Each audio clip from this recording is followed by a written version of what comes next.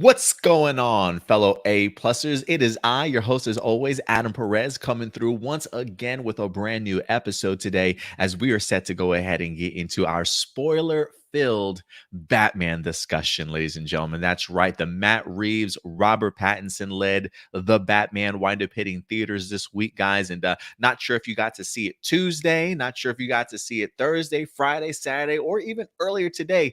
But today, we get the opportunity to go ahead and talk about this movie openly. Don't have to certainly worry about spoiling it for anybody. So again, spoiler warning to anybody who hasn't seen it. If you just accidentally jumped on in, we will in fact be talking about the Batman today, ladies and gentlemen. So I'm really looking forward to this, man. I've seen this movie twice so far. I loved it certainly the second time around. You know, to push back against the whole idea of seeing this movie in IMAX, I actually enjoyed it even more in a Dolby Atmos theater, to be honest with you. But to each their own. However you decide to go ahead and see this movie, I'm just certainly ready to talk about it and dive into it. We did a non-spoiler review, so if you guys want to check out the non-spoiler review, there is a video of that up on our YouTube page. But I'm assuming if you're here, if you're watching, you've seen this movie, and you want to talk about it with us. So remember, at the end of the day, these are just simply our A-plus opinions, but we want to know yours. So let your thoughts be known in the live chat or the comment section box below in regards to anything that we talk about during this time here. And if you have anything you want to throw in or your thoughts, we certainly would love to hear it. But listen, I honestly thought I was going to be sitting here solo dolo today doing this particular review, but I am blessed to have us graced with the presence once again of Mr. Indy Uchiha. What's going on, buddy? Good to see you in here, man. What's going on, man? It's feeling Oh, good. I think are you muted? Are you muted? You muted? Am I still muted? You do that Am all I the still time. muted? Am I still muted? Or did you mute yourself? No, I don't think I muted myself. Uh-oh. Look at that. It was just, you know, it's crazy. We literally were just talking before we even went live. Mike.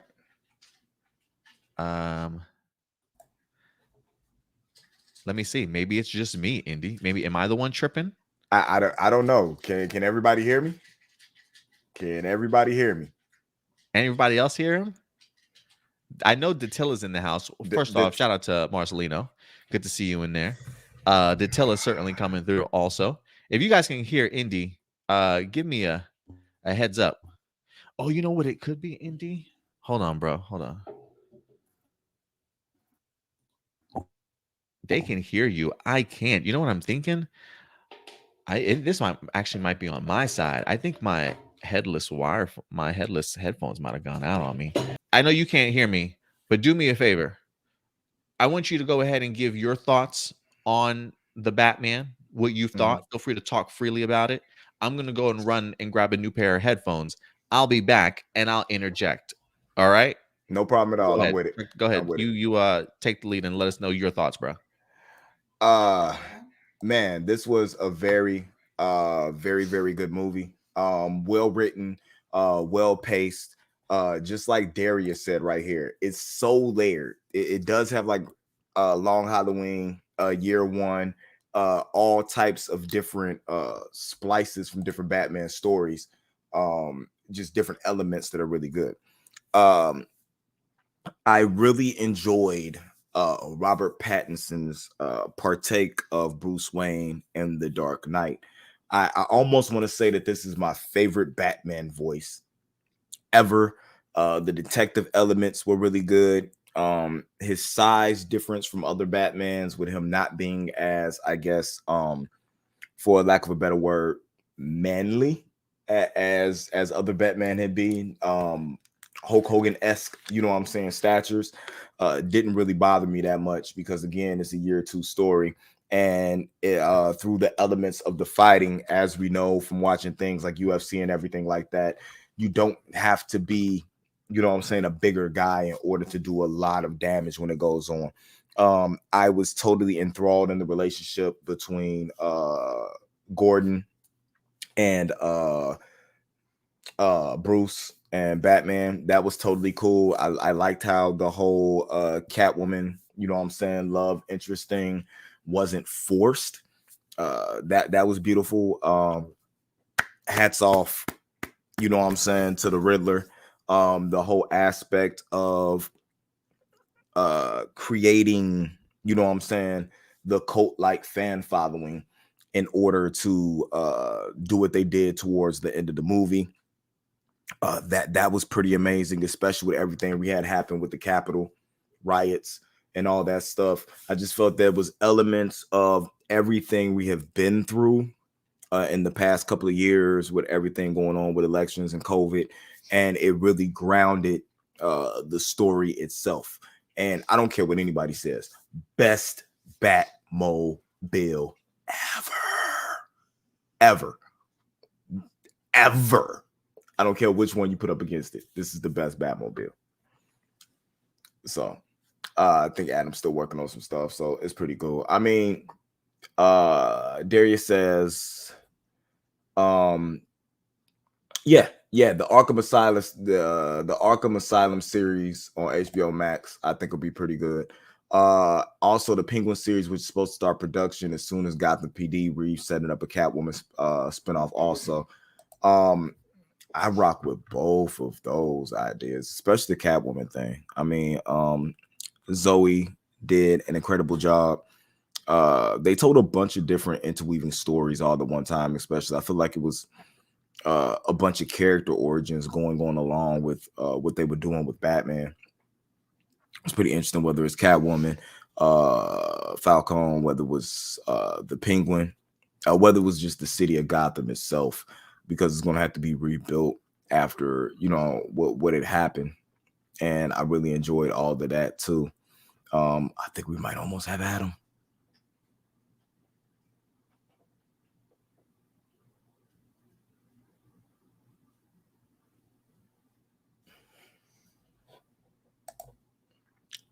Yeah, my favorite part was the chase scene. I thought it was beautifully done. The scene was beautifully done. The theater clapped when Batman emerged from the fire. That was actually super dope. And even the fact that that was one of the big spots in the trailer, it didn't take, you know, it didn't take away from it. What was going on. And I mean, very Fast and the Furious esque when it came to that. So I was really cool. As far as that went on, I think a lot of my favorite scenes were the figuring out of the riddles and the cipher itself. Batman being in the Batcave doing that detective work that we so missed in other Batman movies. The conversation with Alfred when they're trying to figure things out, or bringing up conversations about his dad, or him finding out what I think was it Project Rebirth, I forget what it was called, but figuring out his dad's part, you know what I'm saying, and different stuff that went on was very, very interesting to me, and really put a lot of the heart that was going to be told in the movie itself, you know, like just to set that up, to find out that, you know what I'm saying, Bruce Wayne need to carry the sins of the father, what his father did, covering up everything that went on with his mom and the families, that the Arkhams and the Waynes weren't those perfect families, and what went on. And as we have the great Adam back. Yeah, can y'all hear me? Yeah, we can hear you. Everything's I can good hear now. I can hear you. I can hear you. All right, good to know. Sorry about that, guys. Got that Nah, situated. no, no, it's all good. I was just going through some of my favorite aspects of what happened with the movie. Oh yeah, what were some of the things you pointed out? The tone, the story the city itself told, Oh yeah, especially with us being in like a post-COVID, you know what I'm saying, society, I thought was really cool, because I felt like a lot of aspects were drowned in reality, and what we were going through in a lot of these urban, you know what I'm saying, rundown communities, and just with the riot at the Capitol, and how easily people are influenced, you know what I'm saying, to do things like riot, or what, how the Riddler was able to amass his army, you know what I'm saying, to do what he needed to do. I found all of that being very interesting. totally agree. The Thomas Wayne, you know what I'm saying, storyline that was going on, to what to me is what really woke Bruce up a little bit, towards the end of the movie, and when he realized what he needed to really be for the city, which to me is a little opposite of what you got from previous iterations of Batman, including Zack Snyder, because he figured out that he had to be, what the city hated. You know what I'm saying? He couldn't be the hero, but this Batman standing up to be the symbol, you know what I'm saying, of, for lack of a better term, sorry, Superman, hope, you know what I'm saying, in the dark time. So the entire movie itself, I felt like was one long shining poem to the essence of what the symbol of Batman stands for, so I really enjoyed it.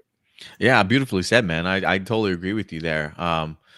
That's a great point. Some great points that you make. I will say, just to jump off some of the things that you did mention and just add a little bit more to it. Yeah, Gotham definitely feels like its own character in this movie. If anything, I never thought I would see our society as close to a Gotham City as it's portrayed. It's kind of scary. To kind of see just what their world is certainly like, and the struggles and having to deal with corruption, right? Like the ideas of them protesting for no more lies and stuff. The idea of wanting some sort of like accountability for those that are kind of corrupt. It's a lot of echoes, and I feel like and transparency. Just a lot of echoes from what we have in our own society, but to kind of see it visualized in the form of Gotham was kind of chilling, but it really worked for this movie in regards to truly grounding it. Like I definitely understand what Matt Reeves says now when he's trying to ground movies. Like I think it's interesting. I think when we look at stuff like an MCU movie, right? Like just most MCU movies. I feel to a certain extent grounded, or at least they used to, and now they're definitely getting a lot more fantastical. But this is movies like the Joker and things like the Batman, I feel like are as close to grounded as they come, and especially when you can really echo your own society. So I definitely agree with you there, man. And I would agree too. I think this movie does a great job of just showcasing the relationship and how important the relationship is between Batman and Gotham City. Hearing Robert Pattinson and how he talks about the city and stuff, and the lessons that he finds himself learning from the people of Gotham towards the end of this movie. Gotham does definitely play a huge role, but I love hearing Bruce Wayne just kind of talk. Like one of the things I'll say that I was not expecting was the heavy narration that we got from Robert Pattinson as Bruce through this movie, beginning and end. It immediately felt like that detective noir, like a detective in his mind, talking out the case, writing in his journal. I love that vibe that the narration certainly adds. But yeah, hearing and seeing just Bruce's growth for him as a character from where he started out in his second year to where he finds himself at the end, understanding how much Gotham has changed him really works for me. Like I love the idea that he points out that I've been doing this for the past 2 years, and yet Gotham crime rates have been rising. The fact that he points that out, I think really showcases why potentially why Gotham is where it's at because of him, right? And I think Riddler showcasing or wanting to feel like he's doing what Batman started off, and really wanting to partner up with Batman, and like, I'm doing this because you showed me it's possible. It just kind of always hints at that theory that the idea of Batman being around has made Gotham what it is, right? Allowing the crazies to kind of start coming out and stuff. And I this movie does a really good job of showcasing why that could certainly be the case. Um, and then also seeing how Bruce sees Gotham and understands that he can't just be vengeance. That clearly what he's been doing the past 2 years, like, isn't just the correct direction. Maybe the idea of maybe some added hope going forward will really go a long way. And so for me, I really love seeing and hearing just the growth of Bruce Wayne from this movie, from where he started out to his vision towards the end. Because now it makes me want to see a second film and a third film to kind of see how he evolves himself as a hero. So yeah, I would definitely agree with a lot of your sentiments, but just wanted to build off of some of those things for sure. Hands down, Um, this is probably the best first Batman that I've seen, and they didn't kill us with the origin story type deal. They gave us origins on. They told the origin story in a different way because they let us know that the path that he was on isn't the path he should be on, based on him trying to live up to his father's name and everything like that. I thought that Thomas Wayne spin was one of the best things they could have did that movie, because it's going to make Bruce be accountable for his family, Mhm, basically. mhm, And I always thought, especially when they showed it to us, the scene with the mayor elect, you know what I'm saying, bothering Bruce at the funeral mhm, for whoever it was, I think it was a DA or whatever. And I always thought like that felt out of place. You know what I'm saying? Like that's just rude. You don't do you don't do that type of stuff at a funeral. Maybe they're trying to show me what type of person she is. But by the end of the movie, just the symbolism of her stepping out, taking that shot, trying to calm the people down, and then Bruce reaching out to her to save her, and then mhm. everybody flocking behind him. You know what I'm saying? In that scene, makes it like everybody was up under his cape. You know what I'm saying? Following him out, kind of made me show the type of person that Bruce needs to be and why he needs to be Bruce and Batman. You know what I'm saying? To handle that type of things, and it was wrapping up so many little stories that it started at the beginning of the movie. And it just felt like every question I had about relationships he had, or the person he was going to be, was answered by the end of this, to where if it was a one-off movie, I'd be cool with it. But just like you, because I've seen this and I've saw Matt Reeves' vision and the version of Batman that Robert Pattinson is going to be, I want the Court of Owls. I want a Mr. Freeze. You know what I'm saying? I want to see these movies. I would love for, and I think I was talking to Syndrome after he went and saw the movie day about this, and he was talking about how skinny Robert Pattinson was, and I was like, hey, maybe this is what fits him better for the type of combat he does, and then let him run up against somebody like Bane who breaks his back, and then all of a sudden you come back and he's a fucking powerhouse. You know what I'm saying? To adapt to what he has to do. And that's what I'm looking for. I'm looking for the detective that has to adapt his abilities by the way crime is evolving, instead of just being this uh superhero without superpowers that can defeat anybody, you know what I'm saying, with prep time. We saw what happened when Bruce had prep time. The Riddler still outsmarted him in this movie. Mhm, So mhm. I'm looking crazy to see where they can go from here to tell his story, to see how he develops into the person that maybe half of the fan base actually wants to see. And that's one thing that I am looking forward to is really the growth of this character through hopefully the trilogy that we wind up getting in here. Because you do bring up some good points, right? Like for me, there is a part that while I enjoyed Robert Pattinson's iteration of Bruce Wayne, I also do want to see him kind of grow as a person, in the sense of maybe becoming a little bit more of that playboy aspect, right? Or maybe getting a little bit more involved in Gotham. I mean, the idea of him learning about the truth of his father and Riddler kind of exposing that now, you got to think that maybe Gotham City views the name of the Waynes in a particular way now. And I think it would be really cool for Bruce to really want to change, like you mentioned, his father's legacy or the legacy of the Wayne name. So for me to be able to kind of see and say, like a second movie, maybe he's not as much as of a recluse, right? Like maybe he's actually trying to be out in the public a little bit more. Maybe he thinks the idea of maybe being just Batman, certainly isn't enough. And so we see him at these galas, or at least trying to do the idea of being in front of the people a little bit more. So I'm with you in the sense that I kind of want to see that growth, that evolution of who this character is. Again, he's only in his second year here. The guy's clearly struggling with a lot of emotional distrust and just trauma, if you will.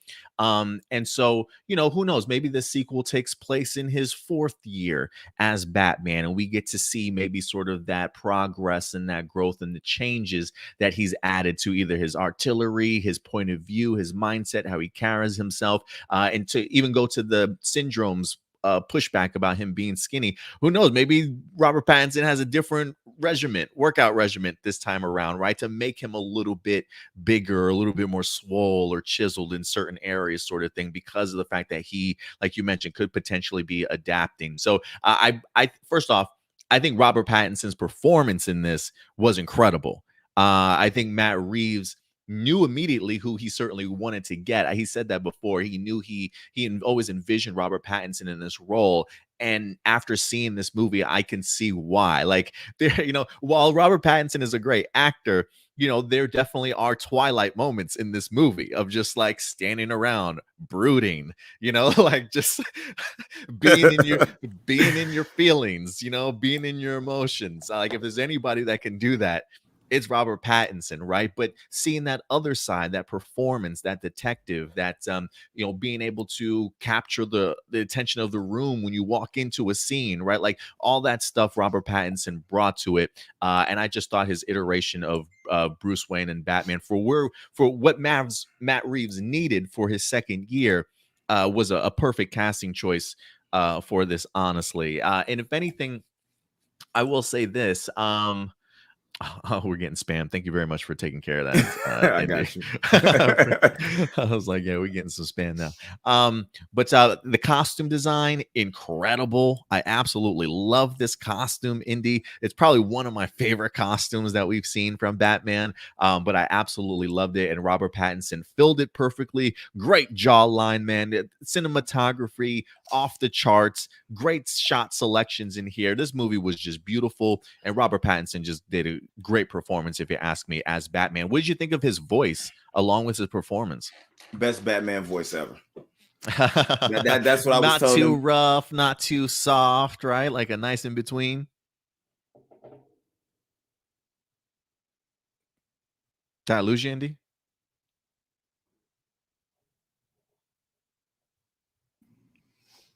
Did I lose you, Andy? Can you hear me? It did it again. What? You can't hear me? Uh-oh. Uh-oh. Can you guys hear me? Let me know in the chat if you can hear me.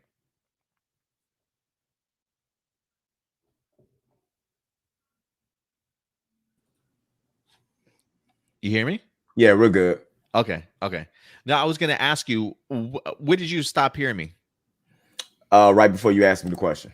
Oh, I was just going to ask what you thought about the costume, and then along with Robert Pattinson's performance. The costume to me was amazing. I really really loved the costume. His performance was top notch for what they gave him. If that's what they wanted that to be, it was the perfect version of whatever they wanted. Everything about him, from when he dressed up to looking at the scars when he came home the first time, and he's only worried about cleaning up Gotham and stuff like that. I mean, Robert Pattinson now, to me, I feel was the perfect person for this role, in the way the stories be told. Yeah, I completely agree with you, man. I totally agree with you. The casting choice was remarkable. I'm so glad that we got Robert Pattinson in this role. I wanted to pull something up. Oh, Datilla pointed out, he says, I like the added sound effect of his boots that will let criminals know that he was coming. I did always love the shots of just Batman just walking out of the shadows. Like it felt a little bit odd because I feel like I'm so used to seeing him make just different appearances, right? Or him being sprawled at the top of this building with the moon shining down, and you can see his cape and cowl as he's overlooking the city, sort of thing. Or he comes and swoops up somebody, like, from high above, sort of thing. We've always seen different entrances, but the idea of just a slow, methodical walk out of the dark shadows with just your boots hitting the ground, something chilling about it, man. You know what I mean? What did you think about his intro? Loved it, bro. And the fact that the criminals were standing there like, this can't be the real dude, right? This is the one they're talking about. And the brutality of, and this is my thing. This is why I feel like a PG-13 anything. Like, this is why I feel like a PG-13 Blade can be done, right? Notice how violent the combat was, but notice how they will pull the camera up. You know what I'm saying? You would still see his fist going down, but you wouldn't see anything, right? Mm-hmm. It didn't take away from the effect of him beating the hell out of somebody at all. Like the camera cuts were perfect. The scene that I feel like was just to save money, the elevator scene in the black hallway was like where they're like, "We'll see you, Daredevil. We'll just one up you right quick." And everybody's shooting, but nobody seems to be shooting in the right direction. And get this, nobody hit him, nobody hit each other, but they're No, just shooting. they totally did hit him. They were ricocheting off his Okay, armor. It was okay, like clink clink clink clink clink clink. but they didn't hit each other. That was my thing. Like pitch black, They'd be nobody shooting shot each other. anybody else. Yeah, no, I totally get it. You know, it's funny because Matt Reeves actually just did an interview, I think, with Esquire, or he did an interview with somebody, but they literally talked about that specific scene, and that's all practical shots. He said there's no CGI included in that shot whatsoever. He said he envisioned this and he introduced it to his stunt team, and he said Matt Reeves was initially going to do that hallway scene out of the elevator in CGI, but the stunt people were like, no, no, no, no, no, like we can legit do this. And he said so he put his team to the side to go ahead and actually have them create that where the muzzle fire is the only light producing for the movie. So I thought it was pretty incredible, man. I thought it was pretty incredible. Bro, I loved it. I have nothing bad to say about this movie other than it could have been a half an hour longer. Yeah, see that's funny that you say that. I think like for me, if I do have a any cons about this movie, it for me it's a little bit too long. It's a little bit too long of a movie. I feel like they could trim maybe like 10 minutes off of this film. It was a little bit too long for me. I think just with the pacing and the methodicalness of it all, which I love. Don't get me wrong, but it definitely felt maybe just a little bit too long for my sense. And for if anything, so for me that would be my only con. And then if I had another gripe, I don't know how I necessarily feel about the last act of this movie. Um, you know, I don't necessarily know how do I say this. I guess I've seen better fight sequences, I think, out of a Batman film before, so I was a little bit critical of the fight in the garden, if you will, because I felt like this movie was a little bit too long. It kind of felt like that aspect was kind of tacked onto it. Like Warner Brothers said, hey, we need this to be a little bit more superhero-y, so can we have a big conflict at the end? That's probably not the case. I think this is definitely Matt Reeves's movie, but for some reason, the final act just felt some type of way for me. At least the moment they start getting involved in the fight sequence in the garden, from that moment, it was a little bit of a rocky, bumpy ride for me. But those are my only two complaints: the final act and the felt a little bit too long. But that's just me, though. I think I like the fight sequence. I think he could have hung on to the scoreboard a little less amount of time. They could have shaved like 3 minutes off of that. The 3 minutes we're following him and Catwoman on the bikes when they're getting ready to turn from each other. They could have cut all that off and just shown them going in different directions. That's all you had to do. There were a couple of scenes where they could have shaved a little bit of time off, but you know, it is what it is. Some of the stuff where he's just sitting there and he's just looking at the same video he's been looking at for 3 days, and Alfred comes talk to him. You could have just had Alfred come and talk to him. Like you could have shaved about, like you said, about 10 minutes off the movie just from some stuff that did need to be in there. You know, one of the things about one scene that I felt dragged a little bit too long, and I just think it was maybe the way that it was shot. Was when we had Gordon, Catwoman, and the snitch on the roof, or the guy that they captured on the roof, you know, and he has the cell phone with the detailed audio recording on there, right? Mm-hmm. That scene felt a little bit drawn out. I think because of the fact that we were literally sitting there just listening to a recording for like a minute and a half, and all these other characters are just blankly staring at each other. So that scene felt a little bit weird. So for me, if I had to grade it, though, I still give this movie like an A. I think the cinema score right now, for most audiences that when they leave the theater, cinema score for people that don't know, are right there to go ahead and like literally ask opinions of viewers of the movie once they exit. and Cinema Score wind up actually grading this movie an A minus. And so I'm probably right on the same level. I think I'm like 93, 94. If I had to put a number to it, but I'm definitely chilling at the mid A's right now when it comes to this. If you had to grade the Batman, what would you grade it? I give it an A. Yeah. Like I give it an A. It was the best. It's been the best DC movie for me in the past 10 years. Oh wow, even better. You liked it better like than the Joker and anything that we've gotten from the DCEU so far. Yeah, this is the best movie for me. Even Eh, Nolan's stuff. Oh, you said I, 10 years. Nolan's a little bit longer than that, right? yeah, and to me, this is better than no. To me, this is definitely better than the first and the third. The Dark Knight was just, to be totally honest with you, was Heath Ledger's performance. This is a better performance of Batman than in any of Nolan's films, because Nolan's films were I carried would by agree. the villains for I would me. agree. This is probably one of my better Batman out of the two from this and Nolan. But I will say movie wise, I mean, I'm just talking about character wise, but movie wise, right now I think I still have the Dark Knight. This would probably be second, and then right close behind it though would be Batman Begins. I really do love the first Nolan Batman film. So I'm a big fan of that. So that's probably in my top three as of right now. Look, I love the way that this movie begins.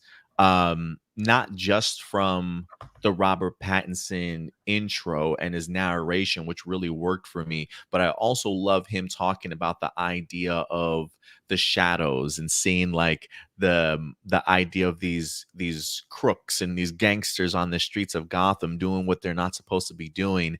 And then anytime they see the bat signal, like just having that eerie feeling that you're being watched, or that like any minute the Batman can kind of come out of the shadows. I really just like visually in the way that Bruce was talking in his narration, really worked to kind of see how he utilizes his fear within these people in Gotham, to really keep them on their toes, sort of thing. I really love that. But honestly, also seeing the Riddler for the very first time in that opening sequence, I would be lying if I said I didn't jump the first time a little bit. It did startle me because you're just listening to the guy watching television, and when he moves, I didn't see anybody standing there in the dark. And so when the light shines and you just see his silhouette and then like the beady eyes, I'm pretty sure they actually got me in a little bit of a jump scare there. So it was just brutal. It was raw.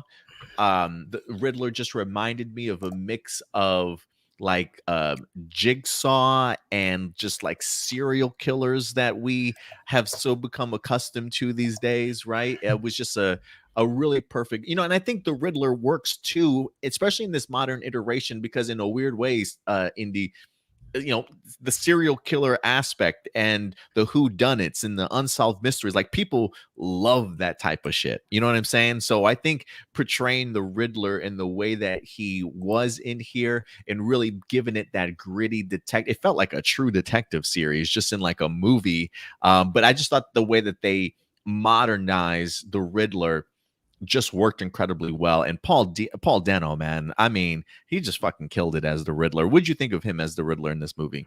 Well, I love him as the Riddler. And the interesting thing about what is being said about this interpretation of the Riddler, that it was actually inspired by Dano's portrayal of Brian Wilson from the Beach Boys, which Mm. which when you think about it, you're like, okay, you know what I'm saying? It makes sense, because in that version, and especially in that movie, the Dano played a younger version of him, and he struggled with like mental illness. You know what I'm saying? And how he was dealing with that. And it does seem like this version of the Riddler is dealing with some type of, although this is crazy, his feelings might be justified, but the fact that he's mentally ill, he's not able to, you know what I'm saying, pursue that in the proper aspect and what he should. So we end up getting serial killer instead of somebody who could have been a political champion. Mm. How you know what I'm saying, a person's mental capability, you know what I'm saying, could do something like that. So it was really cool to me in the way that they handled that. Yeah, I totally agree. And for me too, the whole Paul Dano scene at the end when he finally gets to come face to face with Batman. First off, I'm so glad that they allowed Paul to have a scene like without the mask and really just give him an opportunity to shine and show his range as a performer. Because it was just so convincing and just so chilling all at the same time. And I love the fact that he uses Batman as sort of his inspiration. And I love the fact of his comparisons between the two.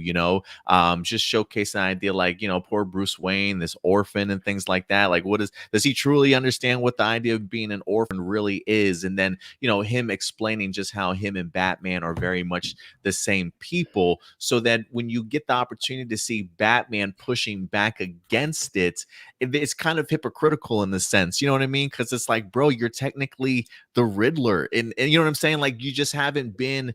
It's really just the idea of like your background and your surroundings and where you truly kind of come from, right? Like, if Bruce Wayne had ended up in, say, the orphan that Edward did, he himself probably could have been the Riddler and in some other parallel universe for all we know, right? Like, it's just the idea of your upbringing, and the idea of Batman not being able to see like the genuine connections that him and the Riddler actually have, was pretty eye opening to me, and I think that's why Edward in here starts really being upset when he realizes that Batman's not on his side, and I really like just seeing the parallels between these two characters, but Batman not being able to clearly see the connection between those Or two. What did you think about that?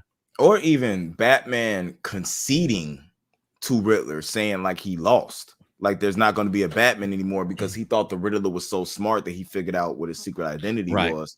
Mhm. But then at the same time, him not being able to figure out the Riddlers, you know what I'm saying, in game, like both of them being able to outsmart each other.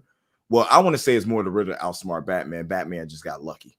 Yeah. That the Riddler was a fan, because I'm pretty sure he could have figured out, he could have ended up putting two and two together if that was what he was going for.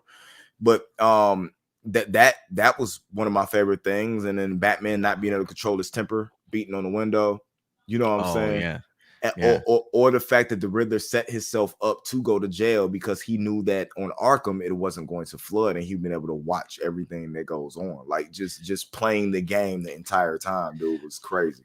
Yeah, I thought so too. And it's funny how he really twists the idea of Batman like working with him. Like they were like accomplices in the idea of this, like, hey, I'm not the one with the strength. I'm not the one that can go out and do this sort of thing, right? Like I just nudged you in the direction and you did it. Almost like he's an accomplice into the crimes that he went ahead and pursued, which is kind of crazy to kind of see him put that kind of stuff together. But I think that's what I loved about the Riddler in here is that's how his mind sort of truly worked for him.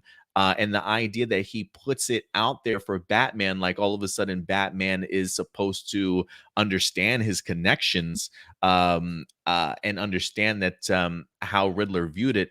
I just find it really interesting the pushback that Batman gets him. Like that you're still two vigilantes in a sense, right? Like you're doing the same thing to go ahead and take down the corrupt and push back, but the way that the Riddler's certainly going about it, you can clearly see that Batman feels they're two completely different characters. But I really just love that sequence with Paul Dano. I thought he had an incredible performance in this movie. I was so happy to see that. Like you said, I'm just glad they gave him the scene without the mask, even starting off in the diner. You know what I'm Oh saying? He yeah. just wanted a piece of pie, and him having the two IDs, like, which one are you? And the fact that it was the two different names and two IDs to play the two different versions of the Riddler, it was just really good, man. This movie was very well written. Yeah, I definitely would agree, man. That's one of the things I loved about this movie is that everything, all the pieces just went together extremely well. All very detailed, well thought out. Love seeing all the pieces come together. Hell, even having Alfred included in like deciphering the codes and stuff. I thought that was actually pretty cool that they were working side by side in that manner. But yeah, all the mystery, the who done it aspect and stuff, very detective noir. But yeah, you can tell storyline wise, Matt Reeves knew exactly the story that he wanted to tell, and the execution was practically flawless in here, man. And shout out real quick to honorable mention of Michael Giacchino, the composer for this movie. This movie was an entire vibe. It was just a whole mood on it on itself, just based off of just the musical composition and how much he carries you truly through this movie. I mean, I would highly suggest, if you guys really are impressed with Michael Giacchino's work, definitely continue to follow him and see some of the other content that he's created for huge movies that you guys may not even know he created the themes for. So I always love to try and push musical composers, especially when they are hitting that legendary status right now. And Michael Giacchino is definitely one of them, man. But I love the music. Everything worked for me in this movie. Everything. Um, I might give Paul, you know what I'm saying? I might give Paul Dano like the MVP because it's just the off-centered way that the character works that makes it relatable to everything that was going on in society right now. Similar to, we bring this up all the time, and sooner or later maybe we'll be able to use this as the new example. The Thanos thing, where we didn't believe he was wrong. We just believed the way about what he was going about things was wrong. I believe this version of the Riddler wasn't wrong in how he felt. It was just the way he was going about things to correct the issue was what was wrong. And again, I think Batman is going to learn from both ways, from looking at what the Riddler really wanted to do was right, and how both of them were pursuing them trying to make Gotham better was the wrong way they were doing it, and correct itself in order to do it right. So where the lasting effect of the villain actually affects the hero and makes the hero change his ways in order to make things succeed. You know what I'm saying? And what he wants to do. So and I think it helped too that Riddler in that case is very much a relatable character for a lot of us. You know what I'm saying? Like the idea of being tired of how the system works. You know what I'm saying? A whole trickle down sort of aspect ain't working except for these people actually making the money. You know what I'm saying? So it's like that pushback that as a society that some people want to have at times. But you're right. It gets to that point of we all feel that way, but the Riddler does take that next step. You know what I'm saying? And that's definitely what Batman's certainly trying to stop for sure. But yeah, so I absolutely love the Riddler in here. Fantastic choice. Let me ask you also, Indy, in regards to this. You know, we always talk about these superhero movies and like the Oscars, because the Oscars are like right around the corner, right, for this year and stuff. You know, the other year we did wind up seeing a movie like Warner Brothers Joker, I think actually got nominated for Best Picture, if I'm not mistaken. You know, it felt like a significantly different film, right? Like it felt like cinema. You know what I mean? Like if there were anybody that was to push back against the superhero genre, you know, the Joker is something that you can point to and be like, well, that's definitely cinema in the way that it was presented, right? When you think of the Batman, and after watching this movie, however many times you've checked it out, and again, how many times have you seen this movie? 3 times? Okay. So have you seen this movie 3 times? I've seen it twice. This movie does feel different to me. And you know, I don't want to just come on here and just be like that advocate for comic book movies should be nominated. Like outside of that, right? Like there is that pushback that comic book movies is not cinema. But I think there does come a time where every once in a while we will get that film that does manage to take a character out of a comic book and thrust them into a very cinematic type of film. And when I watch the Batman, that's how I feel. I almost don't feel like this is a Batman movie so much as it is a detective noir movie, and Batman just is playing a role in it. You know what I mean? And Batman is just the road cop and right. The road detective in the movie. And that's how I feel watching this movie. And I'm wondering if audiences will, or even the Oscars for that matter, will recognize this more as a cinematic piece of work than falling in that category of comic book movie. You know what I mean? I definitely get you on that. And I honestly believe it should. I believe that this movie is the perfect movie to prepare you for something like Moon Knight. And any other of the darker Marvel characters that I believe you'll end up getting awards and different things, you know what I'm saying, for, because they may not feel like it's cinema, but for me, cinema is, it premieres in a movie theater. It airs, you know what I'm saying, it makes money. There's a bunch of movies. I feel like a lot of those horror flicks, like the paranormal activity and stuff like that, aren't, you know what I'm saying, cinema. That they shouldn't be up for awards and different stuff like that. I mean, look at this crappy what is it? What just came out? The Leatherface movie that Oh, was just, Texas Chainsaw yeah, Massacre. Chainsaw Max is complete garbage. Yeah, no wonder it was on Netflix though. Yeah, but they need to make, if they don't want to do that, they can make a category for superheroes. But they should be winning, you know what I'm saying, some type of awards. This is, like you said, a police noir story. If you took the Batman out and you made it just a rogue detective and called it LA Noir, it will win awards.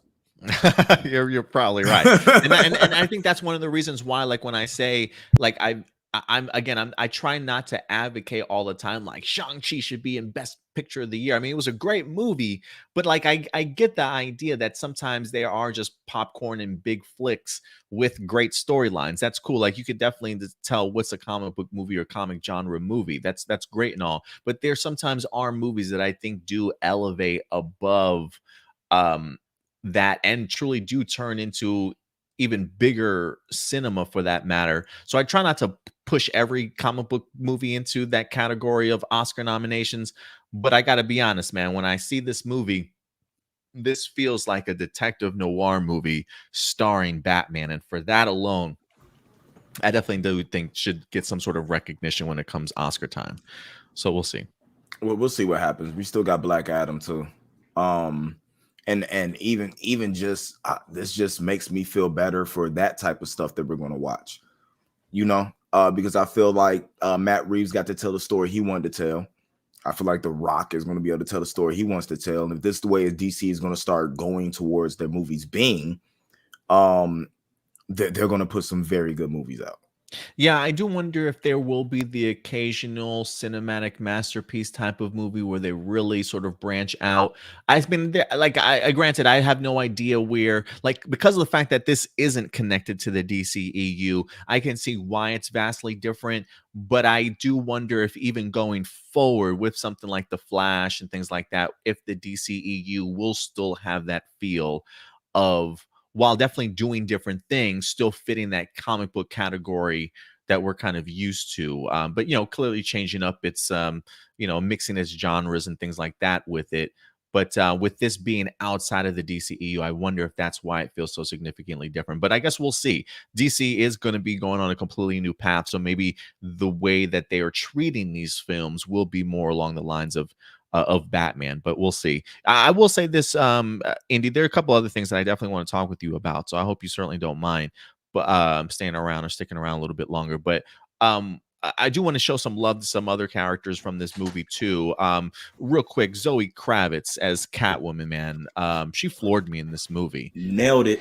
Yeah, I thought she was incredible as Selena Kyle, honestly. One of my favorite, right next to Michelle Pfeiffer. And I even read an article that the previous Catwoman did come out and give her praise for her rendition of the character in here. But just absolutely perfect, man. Uh, Able to, more than capable of taking care of herself, very sexy.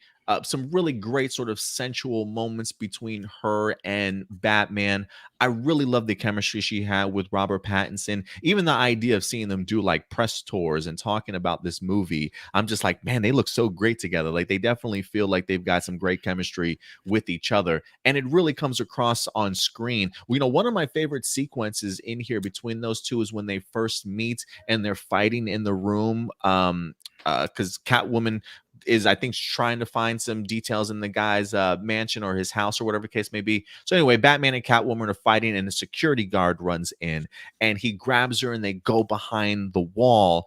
I love just the long zoom in shot of those two just kind of holding each other, because it goes from a very intense sort of situation to then like a very intense and yet sensual situation, them being against each other, feeling each other breathing and stuff, matching each other's, breaths and whatever. I really love the way that their relationship was handled in here, and it just felt very Selena and Bruce, straight out of the comic books. And I just thought they had a really great balance in this. What did you think about Zoe Kravitz and her performance, and just her chemistry with Robert Pattinson? I thought Zoe wash clean the taste of Holly Berry being Catwoman out of my mouth. Um, she nailed it. She nailed the character that she was supposed to be. Being the daughter of a crime lord, being the bastard daughter, what I'm Mhm. saying, of a crime lord, who watched her mother get killed. The relationship with Bruce. I love the fact that immediately after he saved her from being caught, like you said, she was able to recognize that this isn't my enemy. What I'm saying, type deal. She wasn't the normal stupid female character that they try to write in these type of movies, who needs to be saved, by the hero. She said it multiple times in the movie, I could take care of myself. And then it showed you how she was able to take care of herself. So I thought she was completely fantastic in this movie. And hats off to her, because we all know how I felt about her in Birds of Prey. Um, Not my Black Canary, but definitely my Catwoman. I love it, man. I love it. Yeah, Darius earlier, he did mention the idea. He says something about a Penguin series which is supposed to start production soon, and Gotham PD Reeves setting up a Catwoman spinoff also. There have been rumors about the idea of maybe a Catwoman spinoff. I did go ahead and certainly read something. I don't think anything's been officially announced yet, but there are some rumblings that's based off of maybe how some people handle or react to some of these characters, the potential of what they might be able to have. And honestly, right now, after seeing the Batman, give me all the spin-offs that you want to. Like I really fell in love with they like the attention to detail and the attention to character and the character work and how well the chemistry was between so many of these actors and the performances. I want to see how everybody evolves at this point in time. Like it feels like there's a lot of spin-offs out there already from the Batman, but at this point, I'm like, give it to me. They haven't really announced anything for Catwoman officially, I don't believe. But like I said, there are rumblings. I definitely want to see adventures of Zoe Kravitz as Catwoman over in Bloodhaven. I think that would be great to expand this world even more that they've created. So hopefully we'll get ourselves an announcement for that relatively soon. But yeah, we had Penguin series that's going to be picking up directly after this particular series, starring Colin Farrell. And considering just the circumstance that we find Gotham in now under martial law, some of the city inaccessible due to the flooding and things like that, it feels very, what is that, 0 hour, I believe, that Scott Mm-hmm. Snyder storyline that we wind up getting, setting up some of those elements too. So to kind of see what the crime world and that aspect is going to be like in Gotham, where Penguin's probably going to be doing a power move, I want to see what that's like, and I agree with Attila here. I did not expect the Penguin to have the role that he had in this movie, but I was really fascinated by how they represented him, and now seeing how the movie's wrapped, I kind of want to see how he tries to acquire power in Gotham going forward. So give me a Penguin spinoff series too. And then of course we've got the idea of a Gotham PD series that's going to be focusing on Gordon, with a returning Jeffrey Wright. I believe that one is a prequel to the Batman, if I'm not mistaken. Yeah, I'm But I'm with it if it is, because I really want to see what goes on and how the corruption inside of the Gotham PD happen, and mm, even if it's comes after, what I'm saying, I want to see how Gordon fixes that. How mhm. he has cements his power and how he works with the mayor in order to weed all that out. Either or is very interesting right now. I totally agree. And they're supposed to be talking about an Arkham Asylum spin-off series too. That maybe give me some time. Like the three that we just talked about are really the ones that I'm super fascinated about, because I really want to see how this world of Gotham is expanded. But if they want to do an Arkham Asylum series, I mean, I would be open to it too. Like I kind of want to see who's the main lead of something like that. Maybe it's one of the corrupted like scientists. Who's the guy? From It, the I'm from thinking the of like Gotham, the bald-headed guy with thick eyebrows. He wears the glasses. He was a scientist in Arkham that does like a bunch of experiments. Like I wonder if he maybe might be like the main one of the main characters, and we get introduced to like some of the things that he's working on deep inside the Arkham Asylum. cages or something. I think it would be pretty cool, honestly, if they did something like that. I will say too, speaking of some of these spin-offs, the Commissioner Gordon stuff I would love to see more of. What did you think of Jeffrey Wright as Commissioner Gordon in this? Man, I thought he did his dang on job. Like he was perfect in that role. I wasn't. You remember when you announced? I wasn't sure. Like I even said, like, I don't know. Like I couldn't see him in that. Man, he killed that role. The relationship he had with Batman and the way they worked together was one of the most interesting aspects of the movie. And Yeah. seeing if, oh man, come on now, Gordon can't be corrupt too. And then coming to the end, like, no, you're one of the ones that are not corruptible. You don't have nothing to worry about. He's only going after the corrupt.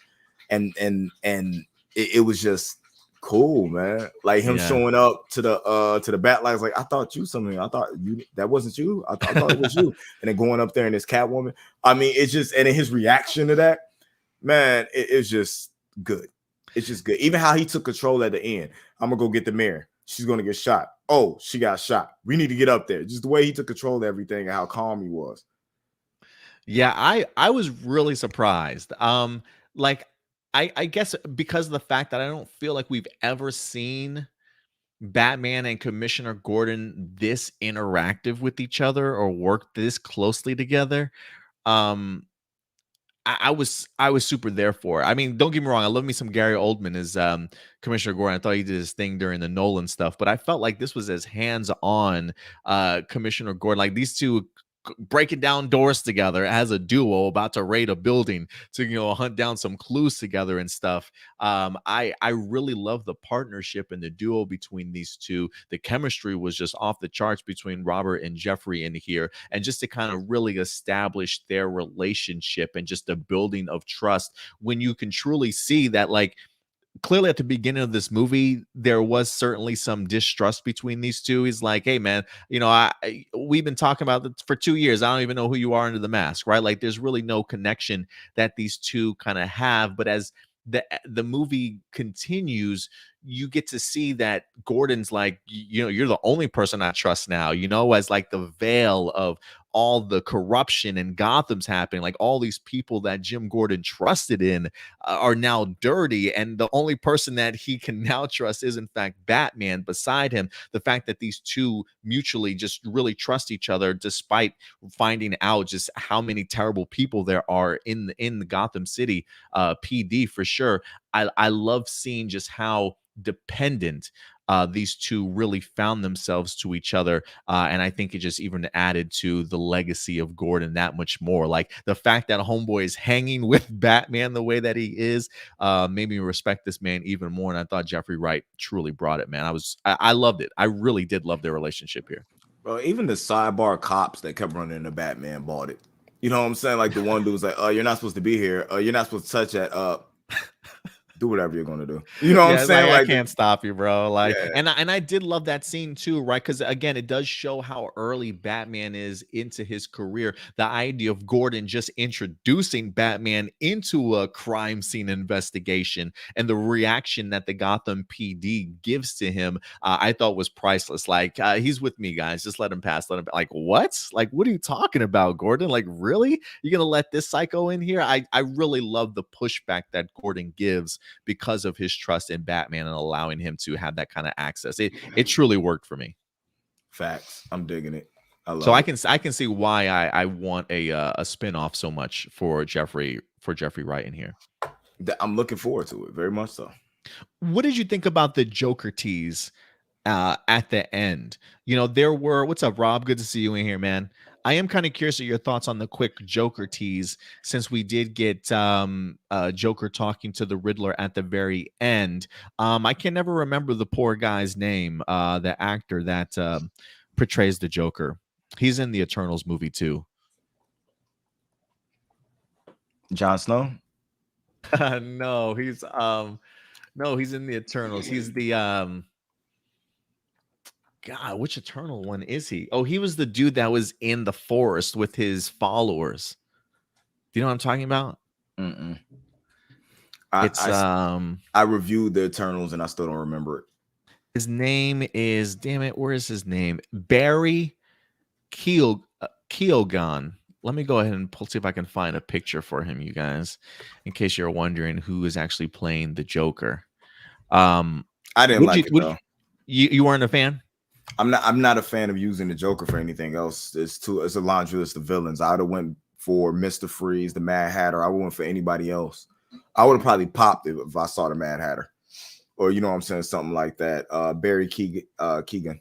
But nah, I'm not for that. Didn't like the laugh. Didn't like when we saw the face. You know what I'm saying? He looked more of like Dick Tracy villain than you know what I'm saying, like the Joker. You Yo, I love it. I love that comparison because honestly, that's the first thing that kind of went through my head. I was just thinking to myself, like, what Dick Tracy villain is this? Because just the prosthetics alone did look a little bit weird to me, man. I can't lie. And with Nick Cregan actually doing the Joker right now, you know what I'm saying, on Batwoman. And the version he has is another really good version, you know what I'm saying, of the Joker. Like, I'm just sick of the Joker. We've had the Joker for like 10 years plus now. Like Yeah. please just give us somebody else. Yeah, I mean he almost seems like it's almost mandatory that he pops up Mhm. at any particular point in time. And here's the guy. Here's Barry. For those who are wondering who is portraying the Joker. Now, I believe Matt Reeves said that there was a little bit of a longer scene, or there was a deleted scene of Barry perhaps as the Joker earlier on in the movie. Or he might have been silhouetted also similar to the very last shot too, but he did have an extra scene in this movie that wasn't utilized for the movie. That's who it was. Flat Top, the Dick Tracy villain. Flat Top. Flat top. That's who he looked like. I should try and find a quick picture of Dick Tracy flat top real quick. But no, I know exactly who you're talking about, man. But I will say that I definitely want to see a little bit more. I trust him as an actor for sure. The laugh, I didn't mind the laugh. But I would agree with you, maybe a little bit too early. Like I feel like because it's a Batman movie, you always have to give a Joker tease. I wish it wasn't that way, but if we didn't have a Joker tease, I'm sure some people would be bitching or complaining about it. So I can see why they added it, but I would agree with you. I think it's still a little bit too early. Like, I don't want this to all of a sudden lead into the Joker being the main villain in the next one. You know what I mean? Like, can I maybe at the end of a trilogy or something? I don't know, but I would like to see them do things a little bit differently. But I'm going to give him a shot. I like him as a performer, as an actor. I really do. But you're right. I want to see what he physically looks like, prosthetics wise, makeup wise, and things like that. But I do. I'm open minded to see what Barry can bring as the Joker for sure. Let me give you guys a little hint on something when it comes into the podcasting world. When you podcast, especially when you podcast from a room with multiple monitors, or televisions, make sure that they're not all the same brand, because when somebody decides that they want to cut on or cut off a TV, they're cutting off your monitor and stuff too when they cut it off. So just a tip for you guys. But yeah, so we'll see what happens when it comes to the Joker, man. I really am looking forward to it. He says, Rob says, I don't think the outlandish villains, Mr. Freeze and such, will work in Reeves' world. I will say this. After seeing this movie, I can understand that. I will say, Matt Reeves did point out a couple weeks ago that if there was any villain that he thinks he could make work in a grounded world, it might be that of Mr. Freeze. I do think that he could pull it off, but I get the idea of like this movie is almost so grounded that the idea of like just adding a freeze gun ray that can freeze something at like absolute below, right below, like there's something still kind of fantastical about it that I don't know if it would work, but I think Matt Reeves could make it work. What do you think? I don't think there's a lot of villains that might work in this world for Batman, but maybe I'm wrong and you're seeing things differently, Indy. Two-Face and Mr. Freeze to me are the two, I can other see than the that. ones you saw that would really work. Mr. Freeze to me could work because you don't have to have a freeze gun. You know what I'm Okay. saying? Okay. There's plenty of ways to freeze people to death. If he's capturing people and torturing them, You know what I'm saying? And hooking them and slowly freezing. And it's different ways you can be called Mr. Freeze, rather than just, you know what I'm saying, running around with a freeze gun. That's a good point. That's a good You know, point. You do make a good so point there. And then last thing I do want to just kind of bring up honorable mention. Can we talk about the Batmobile real quick? Cause you mean the best damn Batmobile that has ever been on screen? it was so sexy. It was so sexy. Just hearing the rumblings in the theater of the Mustang charging, going through my seat, bruh. It was incredible. I'm Dude, just kidding. the introduction of that and how it started in phases, like it had us, and the fact that the Yo. villain's just sitting there like, what the is this? Yo, I love I didn't even know it spit fire from the engine every once in a while. Fucking flames would come out. Um, the idea, like the fact that it fucking jumps at Penguin was the greatest. Like, what? And then he just books it. I thought it was hilarious, dude. I loved it. Yeah, man, it was, man, it had to be a 4 though. It's a badass. It's a badass car, bro. It's a badass Yeah, car. yeah, that was definitely a badass car. I loved it. It to me was it was my favorite on screen, like movie screen. It wasn't my favorite Batmobile, but it was definitely my favorite on screen movie Batmobile.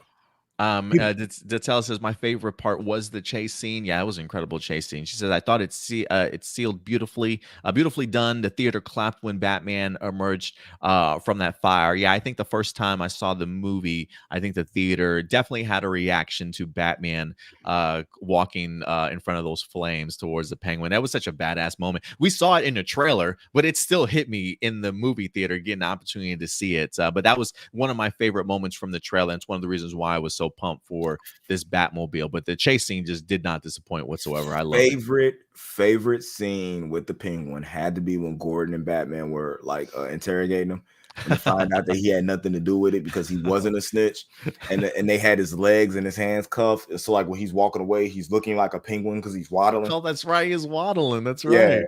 yeah, that was my favorite scene. I went, ooh, ooh, ooh. And I'm like, and everybody's just like looking at me like they don't get it. I'm like, no, you don't understand. They're making fun of him. He calls himself the penguin. Now he's waddling like a penguin.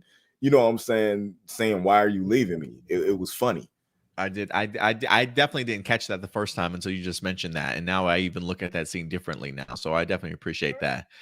But yeah, man, I love this movie, man. I truly do.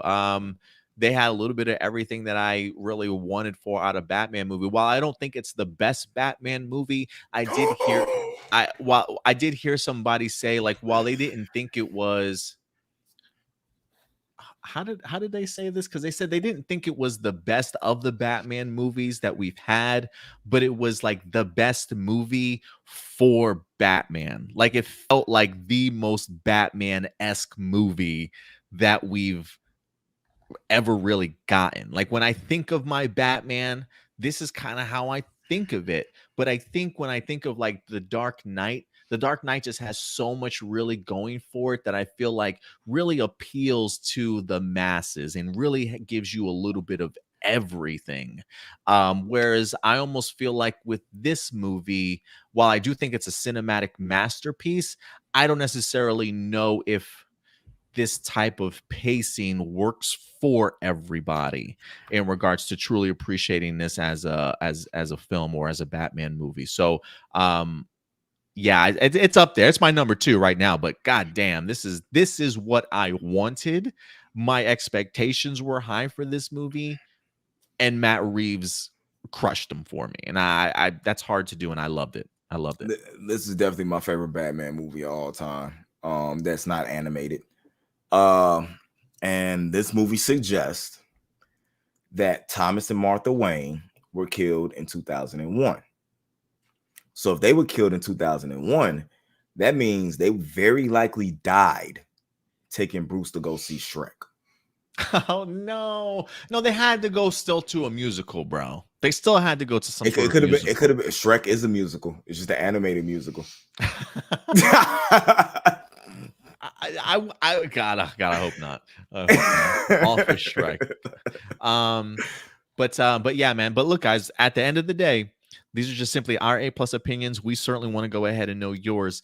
So listen, if there's anything that we particularly missed, whether that be character moments, storyline details that you guys want to further go ahead and continue to talk about, please go ahead and let us know. You know, I will say this, Indy.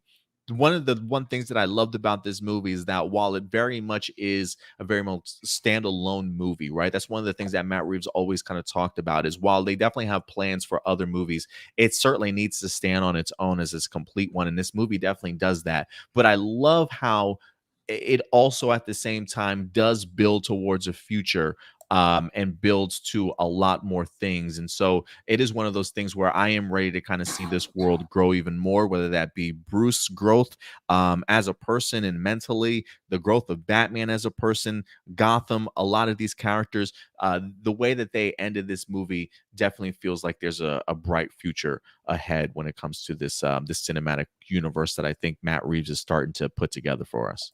Hey, I'm definitely for it, man. And if they want to do something else, let's see something else. If not, I'm perfectly satisfied with the way this movie ended. Yeah, absolutely. But guys, yeah, let us certainly know your thoughts in regards to the Batman in the live chat or comment section box below after this particular video airs. And I'm sure we'll definitely have more discussions about the Batman across our episodes of A Plus Hero Reports for you guys each and every Sunday. So definitely go ahead and join us then. And if there's anything else that you guys want to discuss, feel free to let your thoughts be known in the comment section. We'll definitely address them there. Or if you haven't joined our Discord yet, please go ahead and do so. I did add specifically in the Discord a section to discuss the Batman and just the Bat family in general as it continues to grow on television and in the movies. So if you do want to have further spoiler discussion for the Batman, join us over on our Discord forum community. A link is in the description box below, guys. And Indy, if people want to reach out to you on social media, sir, where can they find you? As always, you can catch me right here at A Plus Hero Report. You can catch me over at Anime Assembled on Instagram or at Nerd Mix Alpha everywhere else. Awesome, man. And of course, if you guys want to follow us on social media, you can do so right here up at the top at A Plus Opinions. Very active over on Twitter, Instagram, and our main Facebook page, guys. So definitely follow us there. And if you haven't subscribed to the channel, hit that subscribe button and that like button. It definitely goes a long way. And feel free to share these videos. But until next time, guys, that'll do it for us here. We'll certainly see you next week. But until then, do us a big favor. Take care of yourselves. Take care of each other. And keep it A plus. I'll talk to you guys later. Bye.